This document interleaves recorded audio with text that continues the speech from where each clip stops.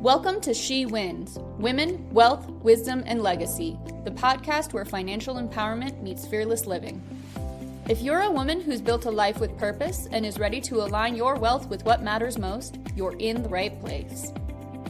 Your host, Carol Eddy, is a certified financial planner, financial educator, and passionate advocate for helping women live fearlessly and leave a legacy.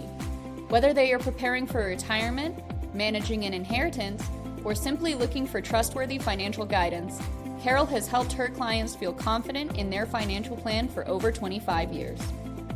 Each week, she'll share insights and practical strategies to help you create financial freedom, navigate smart money choices, master your money mindset, and make winning decisions now and for the next chapter of your life. No intimidation, no overwhelm, no jargon, just wisdom, clarity, and the confidence to manage your wealth, embrace your power, and craft a future you love. Welcome to the show. So hi, this is Carol Eddy, and today I'm interviewing Mandy Walker. Mandy is a Certified Divorce Financial Analyst. That's a CDFA for short. And the reason I wanted to interview Mandy today was to find out how she helps couples navigate through the divorce process. In my practice, I've worked with several women who've fortunately been considering a divorce or in the process of the divorce. And as soon as that begins to happen, the first person I contact is Mandy for a referral to her because that is her expertise. And then I work with them after they're done with the paperwork and the divorce is final. So with that, Mandy, what I wanted to start out with is, can you explain to us what a Certified Divorce Financial Analyst is? Yes, and thank you for the opportunity to talk to you today, Carol.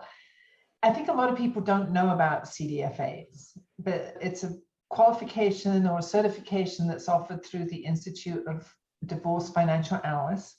And that training is designed to help people to focus on all of the different sorts of financial instruments and accounts and learn how they get divided in divorce and what are the pros and cons of different ways of doing it. So it's really putting a financial lens on everything. It's not putting necessarily a legal lens on it, because I will say when I work with people mostly in mediation, so when people come in mediation, they have an opportunity to structure the division of assets in a way that works for their family. And that might be very different than how a court would decide. Yes. So you have an opportunity to be a lot more creative and a lot more flexibility. And I think working with a CDFA, I can help provide the framework and help people to understand the pros and cons of different options that they're considering. So could you give an example? Like one of the things I know we've talked about is how to divide up the house and having cash available if you're going to use that as someone wants to keep the house.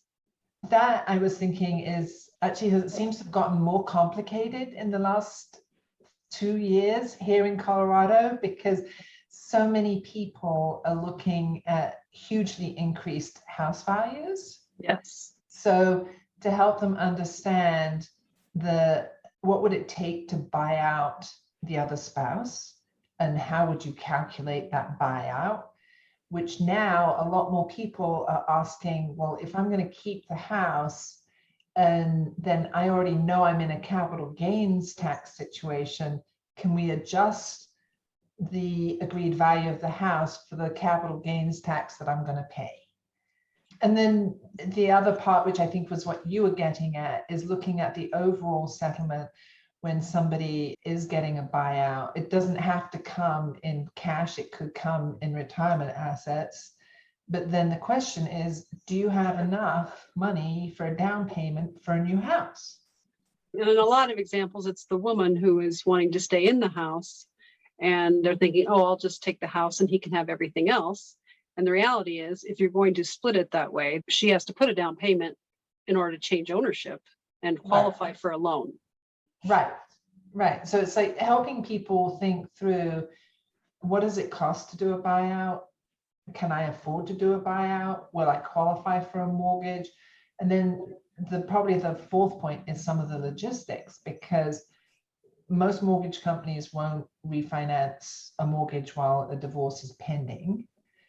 If you are receiving spousal support and you count on getting the spousal support as part of your qualifying income for a mortgage, the mortgage company wants it to be paid for, I think it's like 6 months, and for there to be at least 36 more months payments.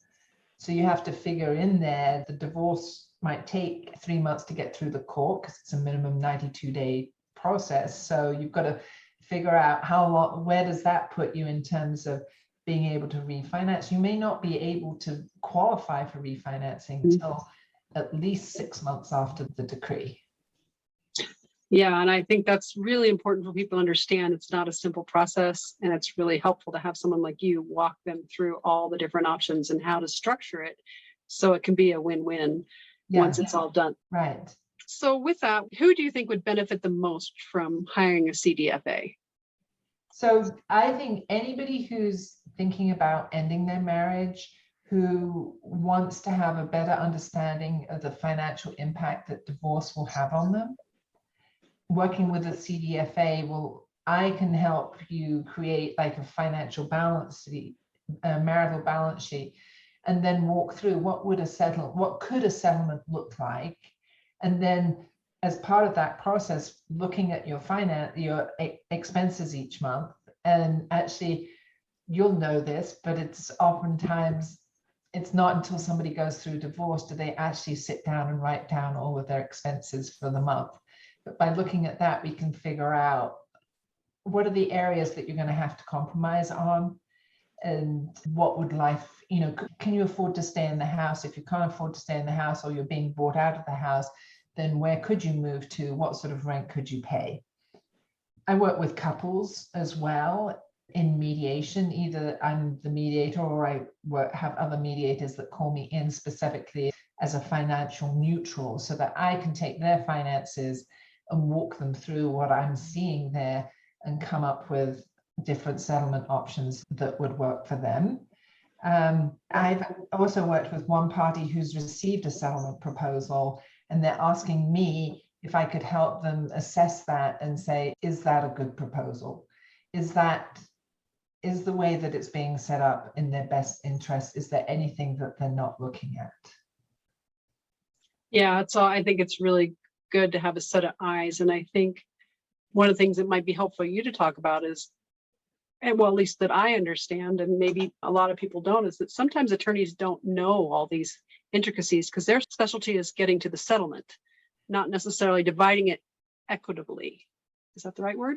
Yeah. Yeah, and that's kind of your job, is to show whether it's going to be equitable for both parties, or if they hire you individually, you'll work on their behalf. Right.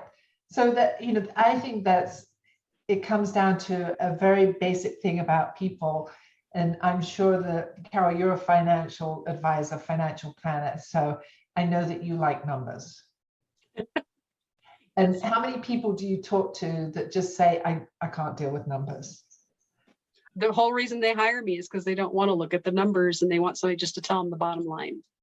So attorneys obviously have to look at numbers, but you'll find attorneys who are good with numbers and attorneys who aren't good with numbers. And it's the same as the population. So, and then when you get some other more unusual financial situations like restricted stock options or defined benefit pension plans, that may be a situation where somebody's going to say, well, let's bring in a financial neutral so that we can really get their expertise. Buyout spousal support options too can get very complicated. And even spousal support where you've got a base salary and a variable compensation. And Colorado has this wonderful spousal support guideline, but if the adjusted combined incomes are over $20,000 a month, then there's nothing calculated. So how do you structure spousal support in that scenario? And there's variable compensation and base compensation. Those sort of structurings can get complicated. And then somebody wants to do a buyout of that spousal support, even more complicated. Right. So it always helps to have somebody else looking at the numbers and verifying them, or even saying, well, have you thought about XYZ? Well, it also makes you more cost effective than an attorney because it's your specialty and it takes less time for the client to get back to the bottom line, which is what we were both talking about. They generally want to know. Right. And I'm often producing like a spreadsheet and a set of notes that explains everything. And I think that means if I'm working with only one party, or even if I'm working with a couple, they both have documents that they can take back to their attorneys that clearly set things out. Yeah. Yeah. And just makes it easier for everyone involved. Right. So when's the best time for someone to contact you as a CDFA? The sooner the better. I'm going to say, if you've signed the dotted line, it's kind of too late. Right. And then if you are under pressure to sign the document, then you're putting me under pressure to look at something in a tight time frame. And I would say I probably prefer not to have that pressure. As soon as you start working in the divorce process, to get a CDFA on board, and you might not quite have all the information that you need to give to them, but like I can tell you, we'll make sure that we get a statement for this plan, or these RSUs, I need to see what the vesting schedule is. Can you make sure you ask for the vesting schedule and not just the number of units that they currently have? So I can help them identify what other information that they need. Because I think also what we're really trying to do is to make sure that our clients make informed decisions and they have the right information to make those decisions on. So the sooner you can involve a CDFA in it, the better. Which is why when I hear somebody's even contemplating it, I'm going to refer them to you because well, we've had great experience with that. The other thing is, like, too, if you're getting through negotiations and then you bring in a CDFA who says, and right now, I was just talking to a client this afternoon about, he's thinking about buying out the house, but he might not stay in it longer than 18 months. And then saying to him, that financially might not make sense, because Right. if you refinance the mortgage, and if you're doing a buyout, you're not required to take into account the realtor's fees. That means that you're looking at a big expense in a short period of time that you're not going to recover. Right. So if I come up with those sort of concerns when you're already a good way through the negotiations, I'm not saying you can't go back and renegotiate it, but it increases the frustration. Right. When the other party thinks that they're pretty much done, and you're saying, oh, wait a minute, I've had second thoughts. I want us to go back to this square. So the sooner the better. That's great. So if someone were to come see you, can you kind of briefly walk us through the process of kind of the steps they have to go through so they know what to expect? Yes. For me, you have to end up with a picture of what the overall finances look like. So that is our goal, is to create a marital balance sheet. So I will have them start gathering data as much as they can about their finances. And I do, fortunately, and perhaps surprisingly, find out that most people do know about their finances. If you don't know about it, then you're going to have to wait until the actual formal legal process has started, and then you get the financial disclosures from the other party. But gathering all of that information, and I look at it separately, like if we are looking at being able to, what you can afford, the financial impact on your monthly expenses, then you need to focus on your expenses, and you can gather your expenses then. But then the division of assets is separate. So that's where I'm looking for bank statements, credit card statements, valuations of cars, 401ks, retirement assets, those type of things. So with that, I can create this marital balance sheet that says, and part of that conversation too, we talk about if there's any separate assets, like things that were acquired prior to the marriage or inheritances, and we can strip those out from the marital assets. But you end up with this picture that says that here's the amount of the marital assets. And now if we put this in your column, this in your spouse's column, and here's where these two numbers are, what does that look like to you? How does that feel? Colorado is not a 50-50 state. That's one of the common mistakes that I find people come into mediation thinking it's 50-50. It's not, it's an equitable division state. So, and then of course people say, well, what's equitable? And I say, well, it depends on what you and your other spouse think is equitable. But I've just worked with clients who've been separated for 5 years. So their assets are still marital, but it's not equitable to divide them as of their current value because they've been living apart for 5 years. So you look at some other division that takes into account the fact that there has been a 5-year separation. I think that marital balance sheet, even for people who don't like numbers, it spells it out for them. It really is like a picture, and it's most of the time it's one page, and it just spells it out, and it makes it much, much easier to understand. Yeah, and I think when you said it's really looking at columns, like now that we have everything and we put it in columns, and then asking them, how does that look to you? Does that seem equitable? And then you have a spot to work from once that snapshot is taken and put into that format. I think the issue is most people see the asset sheets without you, and they don't have any idea how to split them. You can put that into and say, okay, well, here's what the bottom line looks like with this scenario. And do you want to make adjustments to that? And then they might say to me, okay, well, if this was the settlement, what does that mean for the rest of my life?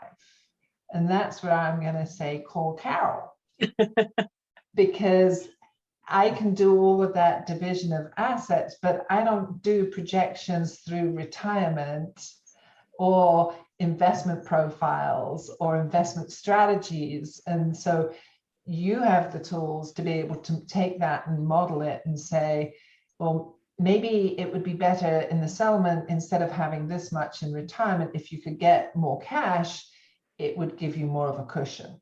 Yeah, I think we've talked about a lot of some of the complex things that can come into play. Is there anything else that you think, or mistakes that you see people make when they don't use a CDFA? I think one of the very common area of misunderstanding is around what is a marital asset. And people tend to come in and say, well, this is my bank account, it's in my name. This is his bank account, it's in his name. But it's like, they're actually both marital assets. Just because it's one person's name on it doesn't make it their asset. And I think that's something that people get confused about, and especially people who perhaps haven't really melded their finances over their marriage. They're kind of like, we kept separate bank accounts, but they're still marital assets and you still have to disclose them to each other. So I think that gets confusing for people. I think it's also confusing for people that not all assets are equal. And that's something that I talk to people about, how $1 of house equity is not equal. It doesn't equal, it's worth more than $1 of retirement equity. So when you're looking at that settlement option, if you're trading house equity for more retirement, there's got to be an adjustment for the different tax treatment of them. So that's a consideration that most people, I think a lot of people don't think about. And then I also find pensions, defined benefit pensions. And PARA is a big provider here in this state. And they send out these statements with cash values on them. And yes, people don't understand that the cash value is not the value of the pension. Yes. Because it is simply what they could cash out today. Right. But if they truly have a defined benefit with this stream of payments in their retirement, that pension is worth a lot more money than what the cash value says. And that's usually an eye-opening conversation for people. Well, I agree that those statements can be very confusing and people don't understand. And often the reality is every person has to call PARA to find out what their plan is and what their retirement benefits are going to be, because they've made a lot of changes and people are grandfathered in. And So yeah, that comes into play also. And you just have to know where to look. I think it's really what it comes down to. Right. So oftentimes I'm saying to people too, and again, especially with para, is this a 401k or is it defined benefit? And that's like the first step to understanding what it is that they actually have. Okay. Where does your role end and where does someone else start, like an accountant or someone like me as an advisor?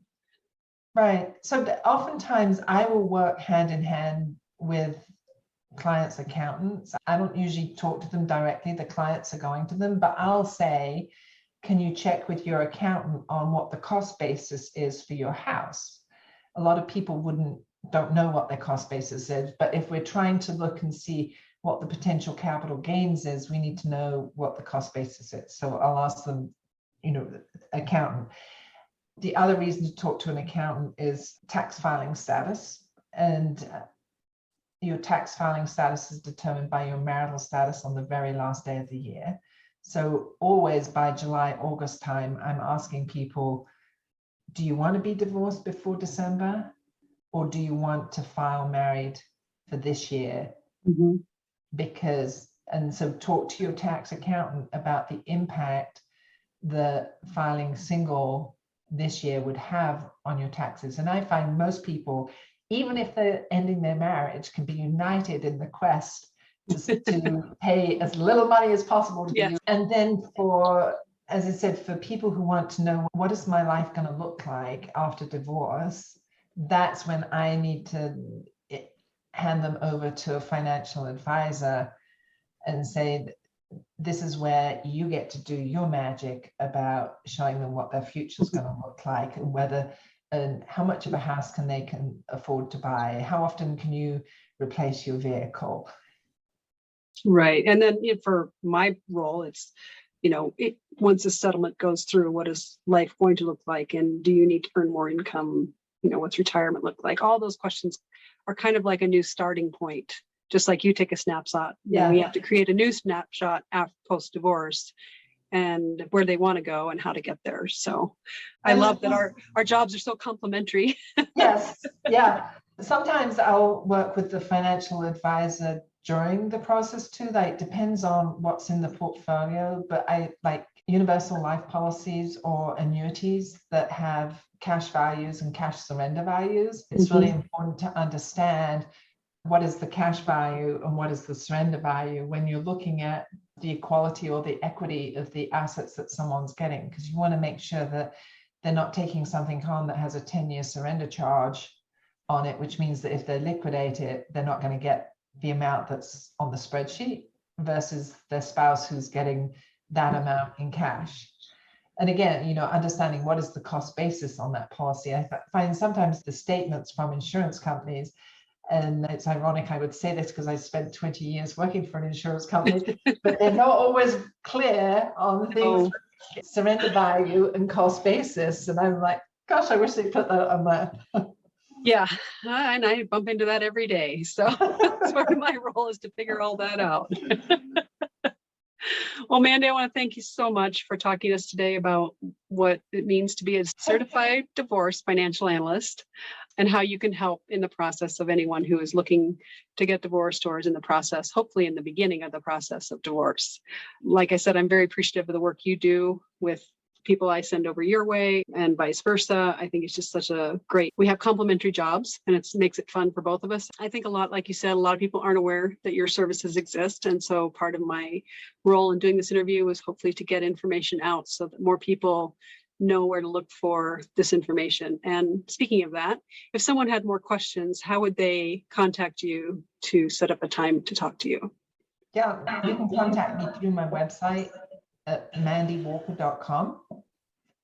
And there's a contact form on there. Send me a message and then I will send you a link to my calendar and you can schedule. I'm happy to talk to anybody, 30-minute complimentary conversation. I'm happy to do that. And I think what you were saying about our complementary skill sets, I think it just really underscores that it really does take a team of professionals to help manage a divorce well today, because it just seems it's a little bit more complicated than what it used to be. Yes, and I'm very happy I have you in my corner. because I've been so thankful to get information very quickly for anyone who needs it. So thanks again. And thanks for doing this interview. And obviously, if you forget how to contact Mandy, you can always contact me at my website or just send me a message. So hope everybody else has a great weekend. Take care. Thank you for joining us today for the She Wins Women, Wealth, Wisdom, and Legacy podcast. If today's episode sparked a shift in how you think about your money, your future, or your legacy, imagine what's possible when we walk this journey together. And if you found value in today's conversation, please share this episode with a woman you care about. Together, we rise and we win. If this inspired you to take charge of your financial future, don't stop there. Download your free guide, A Woman's Guide to Triumph in Every Decade of Her Wealth, by clicking the link on the screen or in the show notes. It's designed to give you powerful tools and clarity at every stage of your wealth journey. And be sure to follow or subscribe now so you never miss an episode. Until next time, stay wise, stay empowered, and remember, it's time to rise, lead, and win with your wealth, your wisdom, and your legacy. As a reminder, the content shared on this podcast is intended for informational and educational purposes only. It does not constitute personalized financial advice. For guidance tailored to your specific situation, you can schedule an appointment with Carol. This is an independent podcast not affiliated with Money Concepts Capital Corporation.